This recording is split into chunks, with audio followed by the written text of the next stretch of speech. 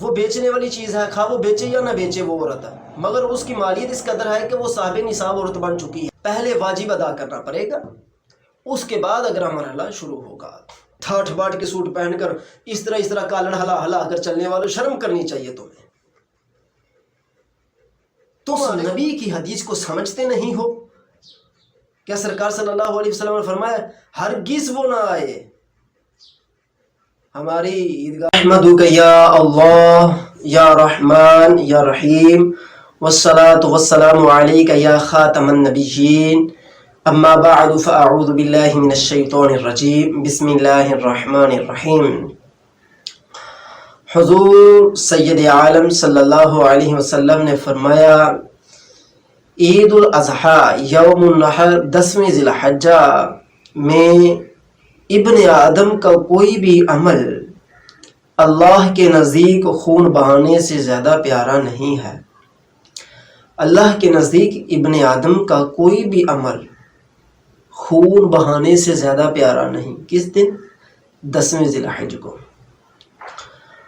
اور وہ جانور جو خون بہایا گیا قربانی کا جانور قیامت کے دن اپنے سینگ اور کھڑوں کے ساتھ بالوں کے ساتھ آئے گا۔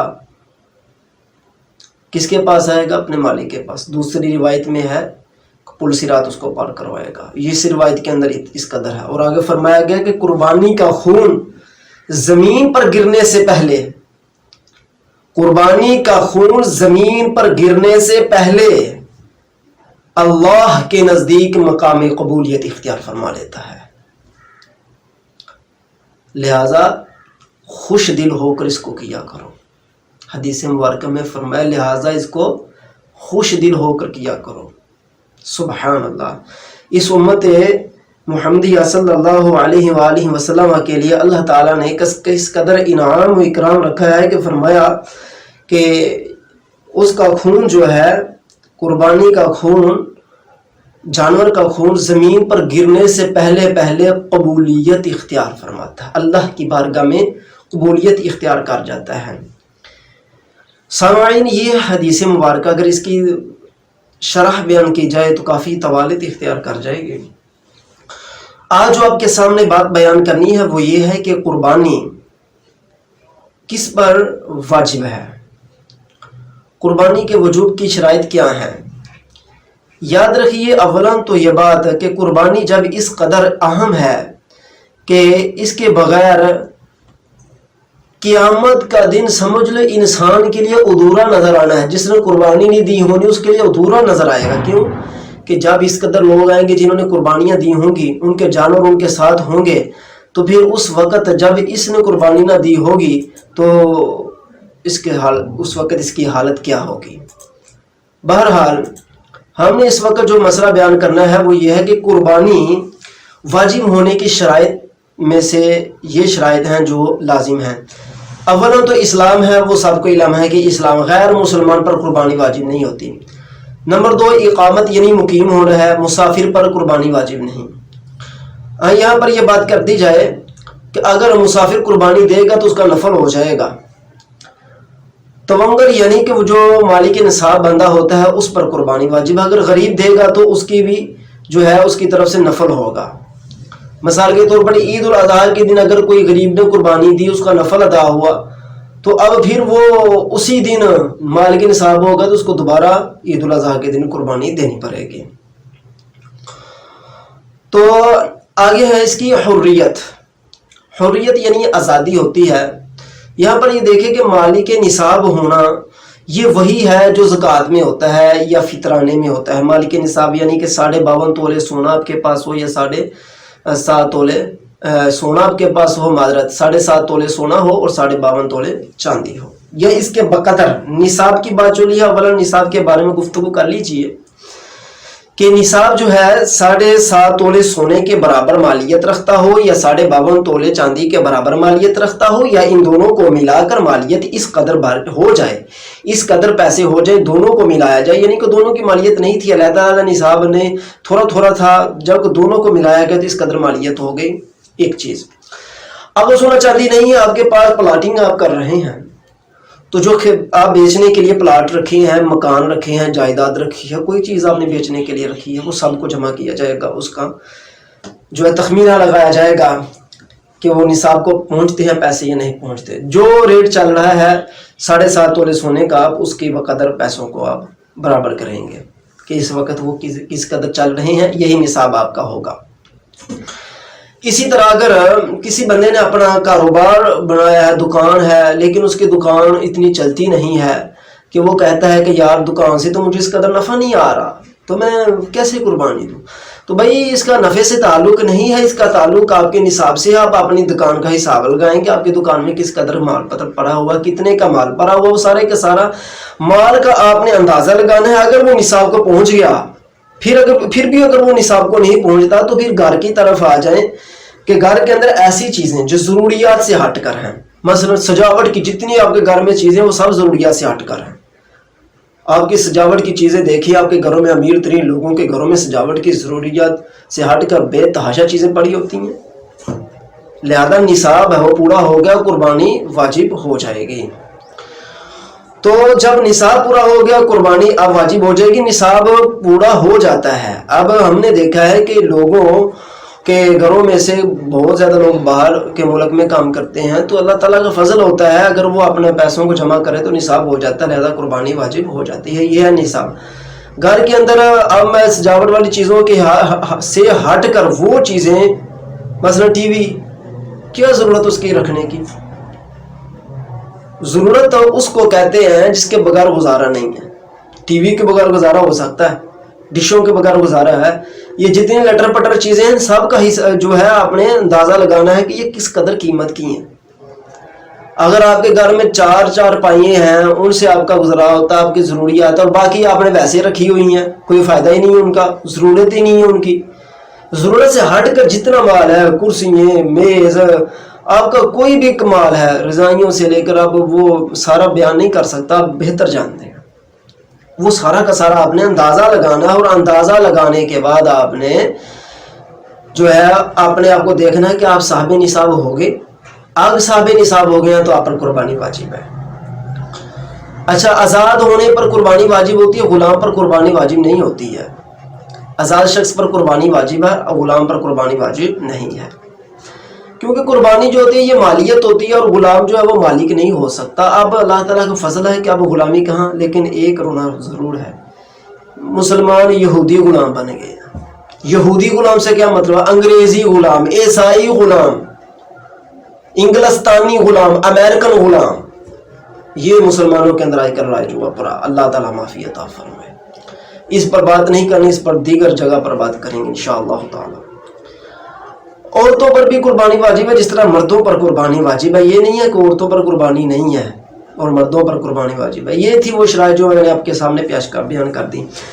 اچھا، قربانی کا واجب ہونا یہ امام اعظم ابو حنیفہ رضی اللہ تعالیٰ عنہ کے نزدیک، امام ابو یوسف رحمۃ اللہ کے نزدیک ایک روایت کے مطابق، امام محمد رضی اللہ تعالیٰ عنہ کے نزدیک ہے، امام حسن رضی اللہ تعالیٰ عنہ کے نزدیک ہے، اور امام شافعی اور امام ابو یوسف کے سے علیحدہ روایت ملتی ہیں. یہ جو بزرگ ہیں امام اعظم ابو حنیفہ، امام محمد، امام حسن، امام ظفر، یہ وجوب کے قائل ہیں. ان کا فتویٰ ہے کہ قربانی واجب ہے، کا اپنے دلیل ہے. امام شافعی رحمۃ اللہ تعالی علیہ، امام ابو یوسف، امام طحاوی رحمۃ اللہ کے مطابق امام محمد رحمۃ اللہ علیہ، ان کا یہ قول ہے کہ قربانی سنت مؤکدہ ہے. اب ان کے آپس میں دلائل ہیں، یہ اللہ تعالیٰ کی طرف سے خاص رحمت ہوتی ہے کہ فقہاء کرام میں جو اختلاف ہوتا ہے، فقہاء کا اختلاف صرف رحمت ہے، عقائد میں اختلاف ہونا رحمت نہیں ہوتی.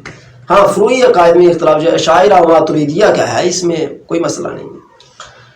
اس سے ہٹ کر جو بنیادی اعتقادات ہیں ان میں اگر اختلاف ہوتا ہے تو وہ کوئی رحمت نہیں ہے، وہ زوال ہے، وہ زوال پرستی ہے، وہ دین سے دشمنی ہے، اللہ رسول سے بغاوت ہے. تو یہاں پر شرائط میں سے جو بیان کی گئی، تو یہ ان بزرگوں کا جن کا ذکر کیا گیا ہے، ان کے نزدیک قربانی واجب ہے. اب وہ بزرگ جو کہتے ہیں قربانی سنت مؤکدہ ہے، وہ اس پر دلیل کیا بیان فرماتے ہیں؟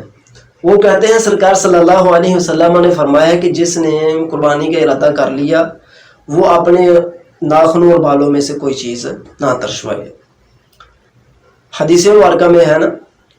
تو اس حدیث مبارکہ سے انہوں نے یہ عرض کیا، انہوں نے فرمایا کہ دوسرے بزرگوں کو کہ دیکھیں کہ اس حدیث مبارکہ میں تعلیق ہی اختیار دیا جا رہا ہے. تو جو وجوب کے قائل بزرگ ہیں انہوں نے فرمایا کہ حدیث مبارکہ سرکار صلی اللہ علیہ وسلم نے فرمایا کہ جس بندے کو اللہ تعالیٰ نے وسعت عطا فرمائی وہ قربانی نہیں کرتا تو پھر وہ ہماری عیدگاہ کے قریب نہ آئے. یہاں پر یہ سختی بیان کی جا رہی ہے، وعید دی جا رہی ہے کہ وہ عیدگاہ میں داخل نہیں ہو سکتا جس پر قربانی واجب ہے اور وہ قربانی نہیں کرتا. وہ شرائط میں نے پہلے بیان کر دی. تو قربانی واجب ہے پھر قربانی کرتا نہیں، پھر عیدگاہ کے قریب نہ آئے، یہ نہ آنا جو ہے وعید ہے. لہٰذا یہ وعید جو ہوتی ہے وجوب پر ہوتی ہے، یہ واجب ہے قربانی کرنا. اور ساتھ میں جو بزرگوں نے فرمایا تھا پچھلی روایت میں، انہوں نے اپنی دلیل دیتے ہوئے کہ یہاں پر مانا ارادہ جو ہے یہ اختیار کے اوپر ہے. جب اختیار آ گیا تو لہٰذا کوئی مسئلہ نہیں، اختیار ہے یہ قربانی، سنت موقدہ ہے. تو سنت موقدہ کی تعریف یہ ہے کہ سرکار علیہ الصلوۃ والسلام نے جسے مسلسل فرمایا ہو مگر کبھی ایک بار چھوڑ بھی دیا. تو سرکار صلی اللہ علیہ وسلم کے یہ جو احکامات ہیں ان کے اوپر عمل کرنا لازم ہے. علماء کا جو اختلاف تھا اس میں وجوب اور مستحب سنت مؤکدہ میں تھا، تو وجوب کے جو دلائل ہیں وہ مضبوط ہیں. اسی طرح وجوب کی جو سنت مؤکدہ کے قائل ہیں وہ یہ بھی فرماتے ہیں کہ اگر قربانی آپ کہتے ہیں واجب ہے تو پھر جس طرح زکوٰۃ واجب ہوتی ہے کہ مسافر بندہ ہو جائے تو جب مسافر سفر سے واپس آئے گا اس کو قربانی کرنا لازم ہوگی اور اس کو زکوٰۃ دینا واجب ہوگا. معذرت چاہتا ہوں، قربانی کرنا اس کو واجب ہوگا اس پر جب سفر سے واپس آئے گا، جیسا کہ زکوٰۃ دینا واجب ہوتا ہے. تو ان بزرگوں نے فرمایا آگے سے کہ جو وجود کے قائل ہیں کہ یہ مسئلہ جمعہ کی طرح ہو سکتا ہے لیکن زکوٰۃ کی طرح کا نہیں ہو سکتا. کیوں؟ اس میں ہم نے یہ قید لگائی ہے شرائط میں کہ عید الاضحیٰ کا دن ہو جس میں قربانی دینی ہے. عید الاضحیٰ کا دن ہے جس میں قربانی واجب ہے. تو جب عید الاضحیٰ کا دن آ گیا تو جب وقت گزر جائے گا تو پھر وجوب باقی نہیں رہتا. وجوب سے مراد یعنی کہ یہ جو اسی بعین ہی اسی طرح کا وجوب جو ہے قربانی میں واجب نہیں رہے گا کہ وہ اپنا مینڈا کرے عید کے دن گزر جانے کے بعد بھی، بلکہ دوران عید میں ہی وہ کرے گا. اور جب وہ دوران عید گزر جائے گی تو جب عید گزر جائے گی تو اس کے اوپر زمان یعنی کہ اس کی قیمت، قربانی کی قیمت صدقہ کرنا لازم ہوگا. تو یہ ان بزرگوں نے فرمایا کہ اس کا مسئلہ جمعہ کی طرح کا ہے، جس طرح کہ اس کا تعلق وقت کی طرف ہے، اس کا تعلق زکوٰۃ کی طرح کا نہیں ہے. اس کا معاملہ وقت کی طرح کا ہے. جس طرح کہ جمعہ جو بندہ مسافر ہے اس پر جمعہ فرض نہیں رہتا، سب کو پتہ ہے. اسی طرح جو بندہ سفر میں ہے اس پر بھی قربانی لازم نہیں آئے گی. بہرحال یہ مختصر میں نے بیان کر دیا ہے اس کے بارے میں کہ جو وجوب ہے وہ کن بزرگوں، جو وجوب ہے، جو وجوب کے قائل بزرگ ہیں ان کا نظریہ، ان کا موقف، اور جو سنت موقدہ کے. مگر فتویٰ اسی بات پر ہے کہ قربانی واجب ہے. قربانی فی نفسی ہر شخص پر واجب ہے جس پر وجوب کی شرطیں بھی پائی جاتی ہیں. جو صاحب نصاب ہے، جو صاحب نصاب ہے اس پر قربانی واجب ہے. اب صاحب نصاب ہونے میں اگر ایک گھر میں ایک باپ ہے، 3 اس کے بیٹے ہیں، 3 میں سے 2 یا تینوں کے 3 باہر رہتے ہیں. اب وہ ٹھیک ٹھاک کمائی کر رہے ہیں، باہر سے ماہانہ 50,000 لاکھ، ماہانہ 50 75 60 40 اتنا کما لیتے ہیں باہر سے. تو وہ جتنا کما رہے ہیں وہ ان کی اپنی ملکیت میں شمار ہوگا. خواہ وہ اپنے والد کو بینک کے ذریعے ادھر بھیج دیتے ہیں، اپنے گھر والوں کو بھیج دیتے ہیں، ان کے گھر والے اکٹھے کرتے رہتے ہیں وہ پیسے، وہ سارے کے سارے جو پیسے اس کی اپنی ملکیت میں شامل ہوں گے جب تک وہ دوسرے کو ہبہ نہیں کر دیتا. اور ایسا ہوتا کام ہے. تو ہبہ کرنے جو اس کے اپنے پیسے ہیں، تو لہذا باپ بھی اگر صاحب نصاب ہے تو باپ پر علیحدہ قربانی واجب ہے. بیٹا اگر جتنی عمر ہے بلوغت سے اوپر اگر وہ صاحب نصاب ہے تو اس پر قربانی واجب ہے. اگر بیٹی صاحب نصاب ہے تو بیٹی پر قربانی واجب ہے. اگر بیوی صاحب نصاب ہے تو بیوی پر قربانی واجب ہے. مثال کے طور پر کسی عورت کو جو ہے وہ پلاٹنگ اس کے نام پر کر دی گئی، اس کے باپ نے یا اس کے شوہر نے اس کے نام پر پلاٹ لگا دیا، اس کو پلاٹ ہبہ کر دیا. اب وہ بیع والا پلاٹ ہے، خرید و فروخت کا پلاٹ ہے. اب وہ اس کو بیچتا ہے تو وہ بیچنے والی چیز ہے، خواہ وہ بیچے یا نہ بیچے وہ عورت، مگر اس کی مالیت اس قدر ہے کہ وہ صاحب نصاب عورت بن چکی ہے، یا عورت کے پاس اس قدر جہیز کا سامان ہے جو اس کی ملکیت میں ہے، اس جہیز کے سامان میں سے ضروریات سے ہٹ کر بھی بہت زیادہ چیزیں ہیں، ضروریات سے ہٹ کر جہیز میں بہت زیادہ چیزیں ہیں جن کا ضروریات زندگی سے تعلق نہیں ہے، تو ان کا بھی تخمینہ لگائے وہ عورت، اور وہ جو ہے عورت اپنی قربانی علیحدہ دے۔ مجھے دلی افسوس ہے اس بات کے اوپر کہ ایک گھر کے اندر جب 4 بچے 5 بچے اکٹھے رہ رہے ہوتے ہیں، حالانکہ اگر دیکھا جائے تو وہ اس قدر کما رہے ہوتے ہیں، جس طرح کہ میں نے پہلے مثال دی کہ دوسرے ملک میں جا کر کمائی کرنا، یہ اسی ملک میں جس طرح کے بڑے بڑے لوگوں کے کاروبار، تو ہوتا کیا ہے، ایک گھر میں باپ قربانی دے دیتا ہے، وہ کہتے ہیں سارا گھر بڑی ذمہ ہو گیا۔ یہ کون سا اپنی طرف سے فارمولہ آپ نے تیار کیا جی؟ یہ کہنا فارمولہ تو سا تیار کیتا ہوا ہے کہ جناب ایک لگی ساری ہو گئے، ایک کوئی تھی بانٹے کھیٹے ایک لگی سار ہو گئے، اس طرح نہیں ہو سکتا۔ قربانی کا وجوب میں نے پہلے عرض کیا ہے کہ جب شرائط پائی جائیں گے تو وہ ہر مسلمان بالغ مسلمان پر لازم ہے۔ 15 سال سے اوپر ہو گئی تو بالغ ہو جاتا ہے مرد، اور عورت 12 سال سے اوپر بالغ ہو جاتی ہے۔ عورت ہو، مرد ہو، بوڑھا ہو، جوان ہو، بیمار ہو، صحت مند ہو، نصاب، حریت، اقامت اور وقت شرط ہے۔ جب یہ پائی گئی تو قربانی دینا واجب ہے۔ سمجھ آگے میری بات کی یا نہیں آئی؟ تو ایک گھر میں سے جتنے مرضی بندے رہ رہے ہیں اس گھر میں ہر بندے پر علیحدہ حکم نافذ ہے۔ ہاں، اگر کوئی بندہ کسی کی دوسری کی طرف سے قربانی دینا چاہتا ہے تو پہلے اپنا وجوب ادا کرے گا، پھر دوسری کی طرف سے قربانی دے سکتا ہے، وغیرہ اس کو اجازت نہیں ہے۔ وہ اپنے باپ کی طرف سے قربانی دیتا پھرے، وہ کہتا ہے جی میرے اوپر حالانکہ اس پر وجوب ہے، لیکن وہ باپ کی طرف سے قربانی دیتا جا رہا ہے، ماں کی طرف سے دیتا جا رہا ہے۔ کیوں بھائی؟ فرض کو چھوڑ کر، واجب کو چھوڑ کر تمہیں نفل اور مستحب یا سنت کی طرف تمہیں دھکیلا، کس نے دھکیلا؟ کس نے تمہیں اجازت دی ہے کہ تم اپنا واجب ادا نہ کرو؟ پہلے واجب ادا کرنا پڑے گا، اس کے بعد اگلا مرحلہ شروع ہوگا۔ اسی طرح بے شمار لوگ جو بہت زیادہ کماتے ہیں، کھاتے ہیں، پیتے ہیں، ان کی جائیدادیں ہیں بہت زیادہ۔ میری آنکھوں نے دیکھا واقعہ ہے، ایک بندہ ٹھیک ٹھاک کما رہا ہے، باپ نے ایک بچڑا پالا، بچڑا نہیں، ایک بکری کا لیلا پالا، وہ ایک لیلا دے کر کہا سارے بڑی ذمہ ہو گئی ہیں۔ افسوس ہے، سخت افسوس ہے، اس قدر جہل اور لوگ دین سے غافل ہیں، اور انگریزی باندر اس قدر مضبوط ہو چکے ہیں انگریزیت میں کہ ان کو اب اسلام کا نہیں علم کہ اسلام کہتا کیا ہے۔ جس قدر میں گفتگو کر رہا ہوں، میری گفتگو کو توجہ سے سنیں اور سمجھیں کہ میں کیا رہا ہوں۔ جب جو شرائط میں نے کہی ہیں وجوب کی، جن میں سے ایک اہم نصاب کا شامل ہونا ہے، جو ہی نصاب پایا گیا، جس بندے پر پایا گیا، جس عورت پر پایا گیا، جس جوان پر پایا گیا، جس بزرگ پر پایا گیا، جس مریض پر پایا گیا، جس صحت حال والے شخص پر پایا گیا، اور جس مقیمی والے شخص پر پایا گیا، قربانی اس پر واجب ہے۔ لوگوں کے بڑے بڑے کاروبار ہوتے ہیں، جی ابھی بچوں کی شادی کرنے والی ہے، اس دفعہ پہنچ نہیں پائی، حالانکہ صاحب نصاب ہے لیکن پہنچ نہیں۔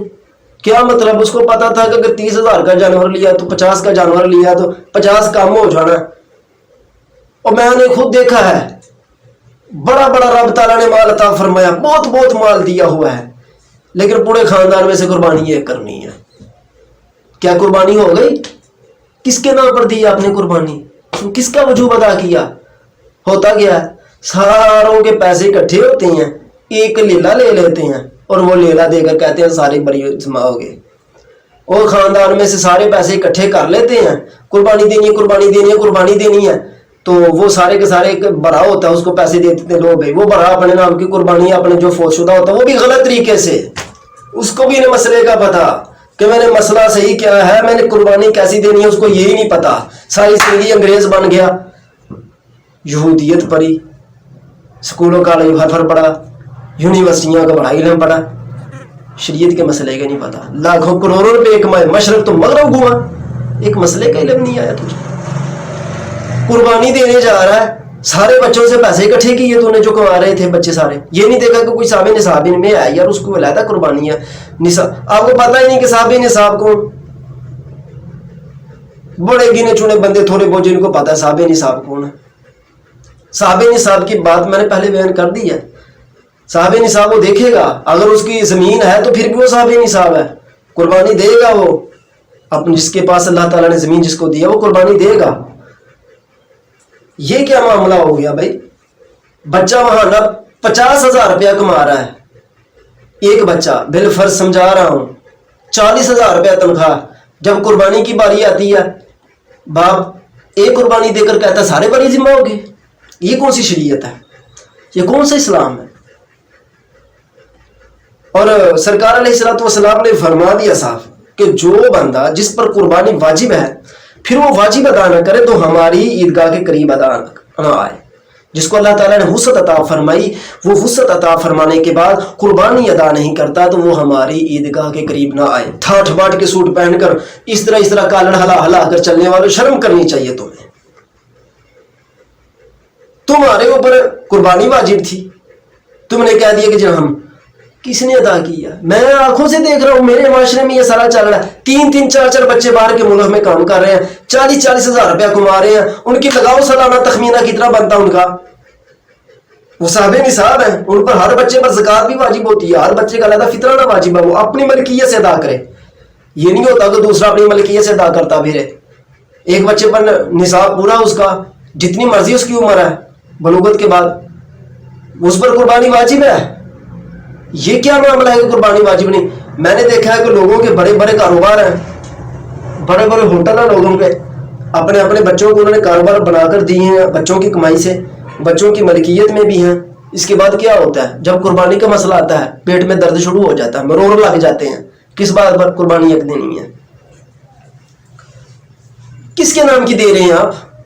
سرکار صلی اللہ علیہ وسلم نے تو ہر بندے کو جو ہے اس کا مکلف قرار دیا ہے, جو جس پر شرائط لازم آتی ہیں, جس پر جو صاحب نصاب ہوتا ہے اس پر. اب جو دوسرے ملک میں لوگ جا کر رہ رہے ہیں وہ مقیم ہے ادھر بھی, وہ اپنی قربانی ادھر دیں. اچھا اگر وہ ادھر پیسے بھجوا دیتے ہیں کہ ہمارے نام کی قربانی دے دو تو بھی ٹھیک ہے.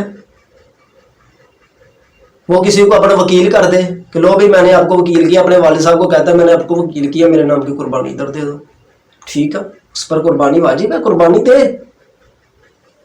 اب اقامت, اس جو میں نے باتیں بیان کی ہیں اس کے اندر کیا چیزیں آئی ہیں؟ اقامت اور مقیمی مسافرت, ان کے بھی حکم جاننا پر لازم ہے. کتنے دن بندہ سکونت اختیار کرتا ہے تو جو مسافر قرار پاتا ہے یا وہ مقیم رہتا ہے, پھر اس کے احکامات علیحدہ ہیں. جان نہیں دینی خدا کو, اللہ نے تم سے ہر چیز کا حساب لینا ہے.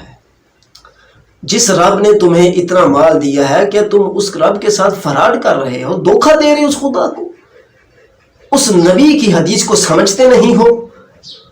کیا سرکار صلی اللہ علیہ وسلم نے فرمایا ہرگز وہ نہ آئے ہماری عیدگاہ کے قریب, ہرگز ہماری عیدگاہ کے قریب نہ آئے. جب فرمایا ہرگز ہماری عیدگاہ کے قریب نہ آئے تو پھر یہ کیا معاملہ چل رہا ہے کہ قربانی بھی نہیں دیتے اور ادھر عیدگاہ کے قریب بھی آ جاتے ہو؟ کیسے مسلمان ہو یار تم؟ پتہ نہیں, تمہارے اندر جہلیت اس قدر عام ہو چکی ہے کہ پتہ ہی نہیں, حالانکہ قربانی ہر سال کرتے, یہی نہیں پتہ کہ قربانی کیا کرنی ہے, کس کے نام پر کرنی ہے. اگر زندگی میں ایک بندے کی 50 سالہ زندگی ہے, 75 سالہ, اس میں سے آپ جو ہے 65 سالہ زندگی اگر کسی کی, اس میں آپ 15 کو نکال دیں, 50 رکھیں. 50 سال میں اگر ہر سال وہ صاحب نصاب تھا تو 50 قربانیاں اس پر واجب ہوتی ہیں ہر سال کے حساب سے. اگر کوئی 40 سال ہے, اگر کوئی 30 سال ہے تو 30 سال میں ہر سال میں قربانی واجب ہے. آپ کدھر سو رہے ہیں؟ پتہ نہیں اسلام کا. آج نہیں عمل کرو گے تو قبر میں کروا لیں گے. اس نے تمہیں دین دے دیا ہے سمجھنے کے لیے, اب اپنی عقل استعمال کرو. شریعت کی جو ہے نا, شریعت کا پھندا, شریعت کا پٹا اپنے گلے میں ڈالو. سر کی طرف آپ سورہ سنتے ہیں جس طرح کے میں نے حدیث مبارکہ پہلے سنا دی آپ کو، وہ حدیث مبارکہ اسی شخص کے لیے ہے جس کا وجوب قبول ہے۔ یہ جو جانور کا سواری والا معاملہ ہے کہ فرمایا کہ پل صراط پر اپنے آئے گا، جسم کے ساتھ ہڈیوں گوشت پوشت کے ساتھ آئے گا اور اپنے مالک کو لے جائے گا، اس کے لیے ہے جس کا وجوب ادا ہوا، پھر وجوب قبول ہوا۔ آپ خوش ہو جاتے ہیں، واہ مولوی صاحب تساں تے کمال کر چھڑی، سانو بڑا چنگا سمجھایا تساں سانو، واہ بھائی واہ۔ تو پتہ ہے نہیں مسئلے دا کہ جناب قربانی کدے نام تے دینی ہے، تو واجب دین دے، نفل دین دے، مستحب دین دے، پتہ ہی نہیں ہے، بس قربانی دین دے دیاں صدقے جاواں میں تہاڈیاں قربانیاں تو۔ مسئلہ نہیں سیکھنا تے جنہیں سکھایا نا تو انہوں بھی ٹر ٹر کرنا ہے، انہوں ٹر ٹر پورے پڑھانا کرنا ہے، چھڑنا نہیں انہوں ہر جگہ تے۔ مولوی نواں مسئلہ کٹ کے لایا، جنہیں اے لفظ بولے نا مولوی نواں مسئلہ کٹ کے لایا، مسئلہ اے نواں کٹ رہا ہے جڑا اے لفظ بول رہا ہے، شریعت اے نوی بنا رہا ہے جڑا مسئلہ بول رہا ہے۔ اور جاہل نو علم نہیں سی تے جدوں جاہل نو کسی عالم نے علم سکھایا تو الٹا جاہل الٹا چور کو اتوال کو ڈانٹے، وہ پٹھا چور اور نگے وانو پہ گیا، انہیں کہا تیرا قصور سے، وہ سمجھاؤن والے پھنس گئے تے بغیرت بچ گئے۔ تو بھائی ہم نے شریعت کا حکم بیان کرنا تھا، وہ آپ کے سامنے بیان کر دیا ہے۔ اب اس کے آگے آپ کی مرضی ہے، مرضی بھی کیا ہے پتہ چل جائے گا قبر میں جا کر کہ آپ نے شریعت کو کیوں نہیں سیکھا تھا۔ یہ تھی قربانی کے کچھ مسائل جو میں نے آپ کے سامنے آج رکھے، یہ تھی ابتداء جس پر قربانی واجب ہے۔ اب اس وجوب کے بعد بھی انشاءاللہ تعالی آگے معاملہ باقی ہے، وہ بھی انشاءاللہ تعالی عرض کیا جائے گا۔